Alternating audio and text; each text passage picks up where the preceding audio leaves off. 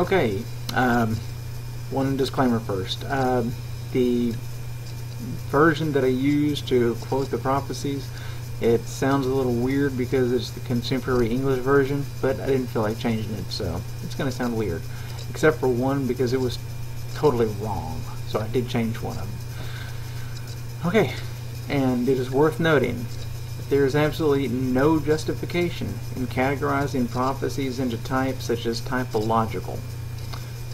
Because one, the original text of the supposed prophecy gives no indication whatsoever that it is meant to be any more than what it presents itself to the original readers.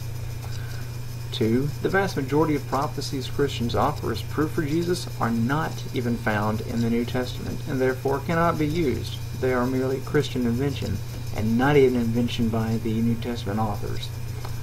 Three, even of the ones found in the New Testament, they are wrenched from their context, and sometimes even their original phrasing, made to say things they did not say originally, and would not say through a non-Christian lens. Now I'm going to concentrate on Matthew, since he is the most prophecy-intensive gospel. Matthew 1:22. A virgin will have a baby boy, and he will be called Emmanuel, which means God is with us. Several problems here. Let me list them. The text says, young woman, not virgin. Jesus was never called Emmanuel.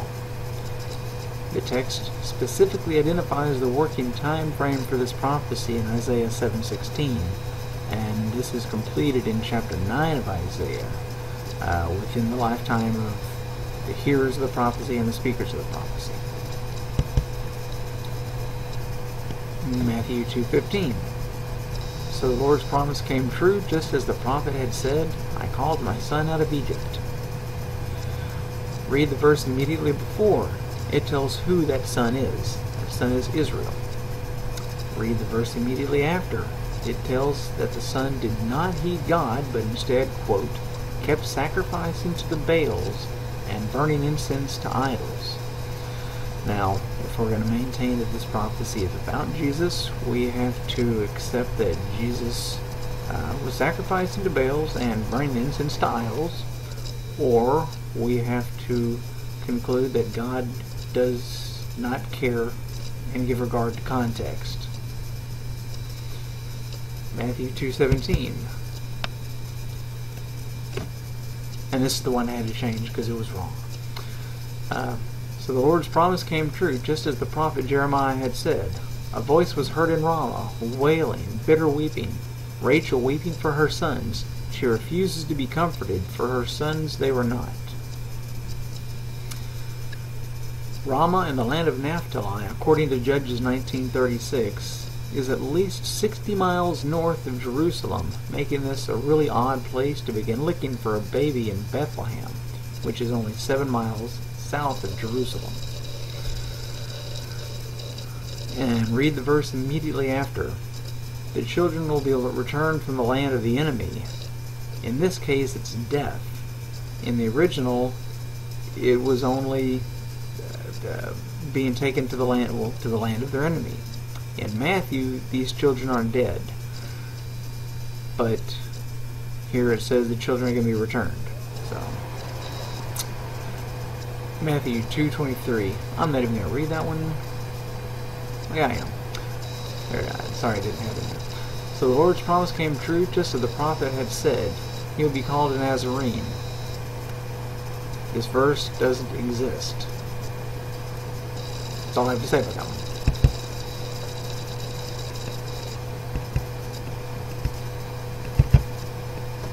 Matthew 21:4-7. On a donkey. And the disciples, having gone and done as Jesus ordered them, they led the ass and the colt, and they put on them their garments, and he sat on them. Matthew misunderstands the Hebrew, the idiom used, and depicts Jesus riding on them into town.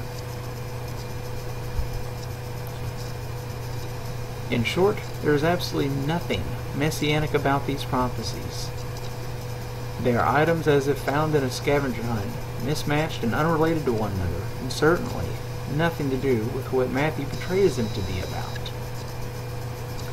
Here's a sampling of texts which are considered to be genuine messianic prophecies, things which the Messiah would accomplish in one mortal lifetime. Build the third temple, Ezekiel 37:26-28. Gather all Jews back to the land of Israel, Isaiah 43:5-6. Usher in an era of world peace, end all hatred, oppression, suffering, and disease, as it says, "Nation shall not lift up sword against nation, neither shall they learn war any more," Isaiah 2:4. Spread universal knowledge of the God of Israel, which will unite humanity as one, as it says, "God will be king over all the world. On that day God will be one, and his name will be one," Zechariah 14:9. The historical fact is that Jesus fulfilled none of these messianic prophecies.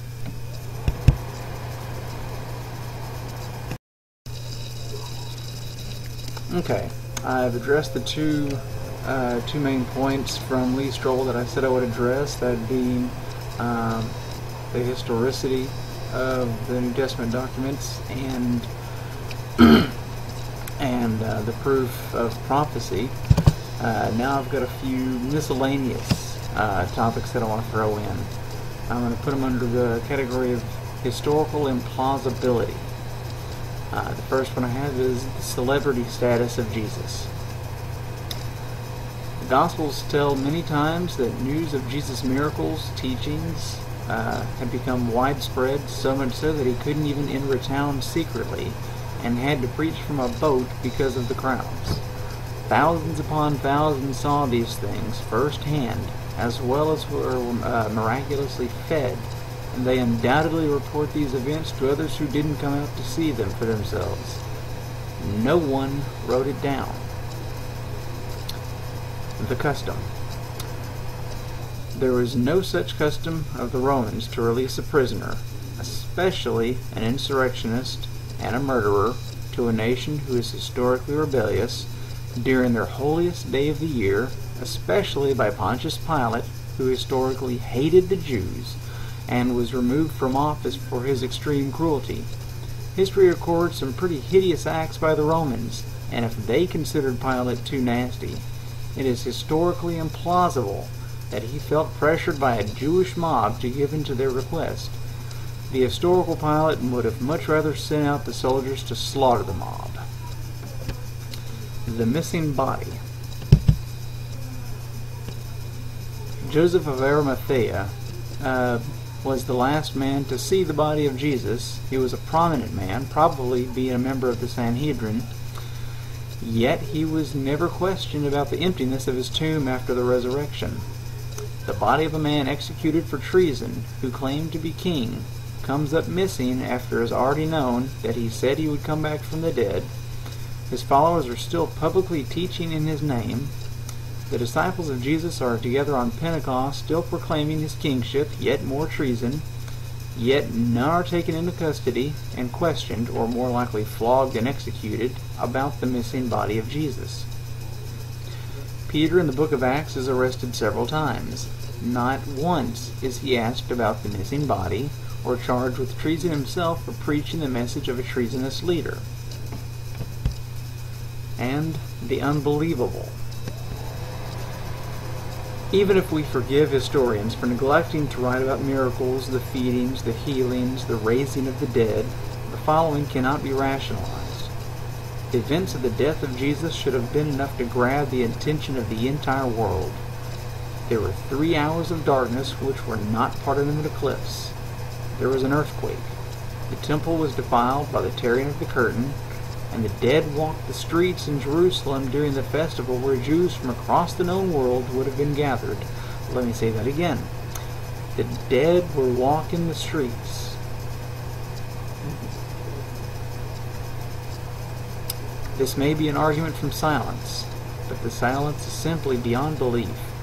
Not one single person recorded a single sentence, not a single word of any of this. Nothing.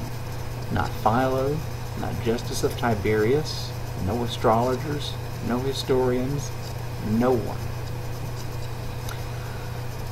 Now, the two historians that I just mentioned, Philo and Justus of Tiberius, I found a couple of passages on them.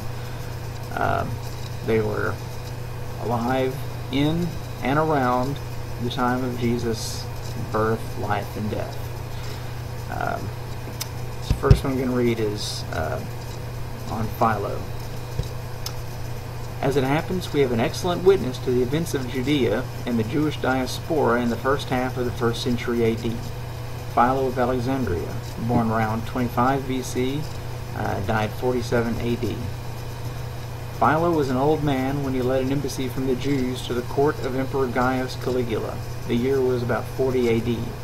Philo clearly then lived at precisely the time that Jesus of Nazareth supposedly entered the world to a chorus of angels, enthralled the multitudes by performing miracles, and got himself crucified. Philo was also in the right place to give testimony of a messianic contender. A Jewish aristocrat and leader of the large Jewish community of Alexandria, we know that Philo spent time in Jerusalem, where he had intimate connections with the royal house of Judea. His brother Alexander, the Alabarch, or the chief tax collector, was one of the richest men in the East, in charge of collecting levies on imports into Roman Egypt. Alexander's great wealth financed the silver and gold sheathing which adorned the doors of the temple, and that was recorded by Josephus. Alexander also loaned a fortune to Herod Agrippa I, also recorded by Josephus.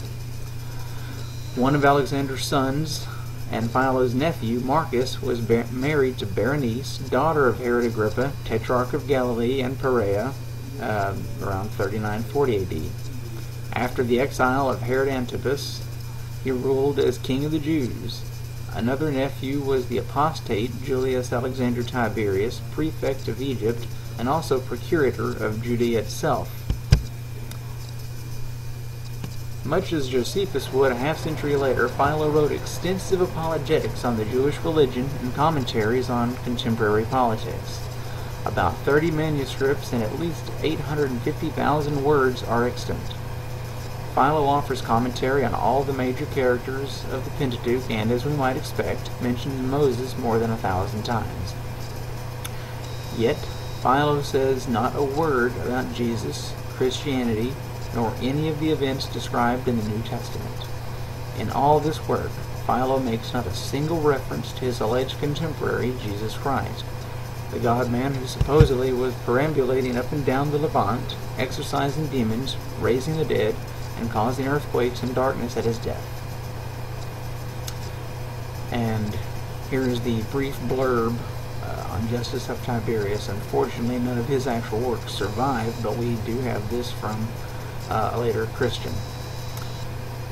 I have read the chronology of Justus of Tiberius, and being under the Jewish prejudices, as indeed he was himself also a Jew by birth, he makes not one mention of Jesus, of what happened to him, or the wonderful works that he did. From Photius, Patriarch of Constantinople in the 9th century.